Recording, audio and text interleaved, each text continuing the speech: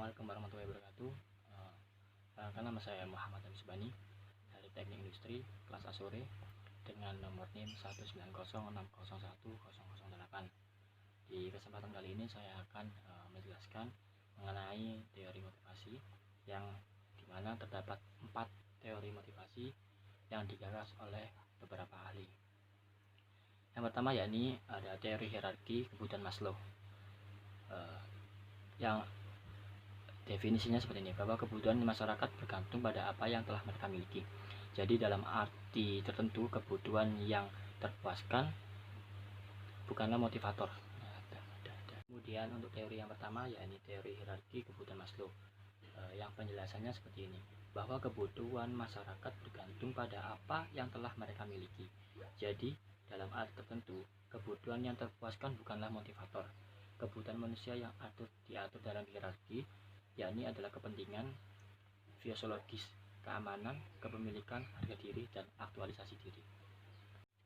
Di teori hierarki kebutuhan Maslow ini terdapat diagram piramid, di mana lebih tepatnya terdapat 5 step atau tahapan kebutuhan yang harus terpenuhi. Di kebutuhan pertama yaitu psikologikal atau fisiologis, yakni kebutuhan pertama mengenai bernafas, makan, air, seks, tidur, konsentrasi, dan pengeluaran. Kemudian di tahapan kedua yaitu safety atau keselamatan, di mana membahas mengenai keamanan tubuh, pekerjaan, sumber daya, kesehatan, keluarga, dan properti. Kemudian di tahapan ketiga terdapat love atau belonging, yang memiliki arti cinta atau memiliki. Di tahapan ini ranahnya yaitu teman dekat, keluarga, dan keintiman seksual. Kemudian di tahapan keempat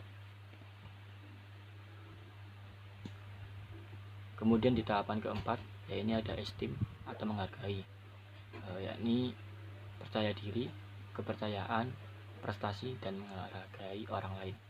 Kemudian untuk yang terakhir yaitu self actualization atau aktualisasi diri, dimana di sini kebutuhan yang dimaksud adalah mengenai moral, aktivitas, memecahkan masalah, dan bentuk menghargai atau mengapresiasi orang lain. Oke, kemudian yang kedua yakni teori 2 faktor dari Herzberg, yang bunyinya seperti ini, melihat bahwa kepuasan kerja dihasilkan dari adanya motivator intrinsik, dan bahwa ketidakpuasan kerja berasal dari adanya faktor ekstrinsik.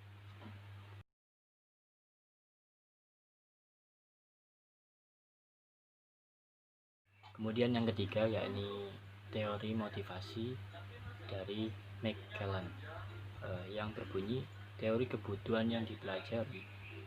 Teori mengusulkan bahwa seseorang dengan kebutuhan yang kuat akan termotivasi untuk menggunakan perilaku yang sesuai untuk memenuhi kebutuhan tersebut. Kebutuhan seseorang dipelajari dari budaya masyarakat. Kemudian di teori kebutuhan McClellan ini terdapat 3 kebutuhan utama.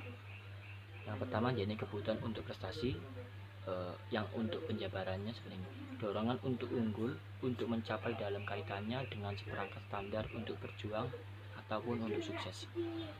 Di poin kedua yaitu kebutuhan akan tenaga, yang menjelaskan bahwa kebutuhan untuk membuat orang lain berperilaku dengan cara yang mereka tidak akan berperilaku sebaliknya.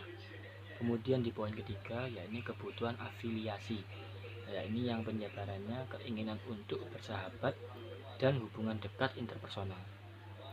Just for information, afiliasi adalah salah satu cara mengembangkan bisnis dengan cara memanfaatkan sosialisasi yang secara terarah yang dilakukan oleh individu, badan usaha, ataupun organisasi, di mana kedua belah pihak akan mendapatkan keuntungan seperti yang sudah disepakati bersama.